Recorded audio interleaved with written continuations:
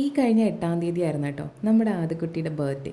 ആദ്യക്കുട്ടീനെ എൻ്റെ സ്ഥിരം വീഡിയോസ് കാണുന്നവർക്ക് അറിയായിരിക്കും. എൻ്റെ അനിയത്തിയുടെ മോനാണ് കേട്ടോ. അവന് 2 വയസ്സ് പൂർത്തിയായി. വർഷങ്ങളൊക്കെ കണ്ണടച്ച് തുറക്കും മുന്നേ ആണല്ലേ കടന്നു പോകുന്നത്.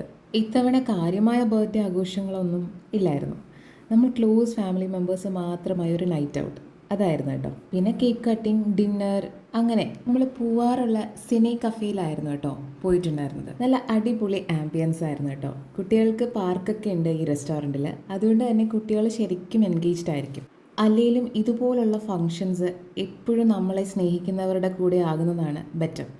കാരണം നമുക്കിടയിൽ ചിലരുണ്ട് തനിക്ക് ചെയ്യാൻ കഴിയാത്ത കാര്യങ്ങളോ അല്ലെങ്കിൽ താൻ ആഗ്രഹിച്ചിട്ട് കിട്ടാത്ത കാര്യങ്ങളോ മറ്റുള്ളവർക്ക് കിട്ടിക്കാണുമ്പോൾ അവർക്ക് ഭയങ്കര വിഷമമാണ്.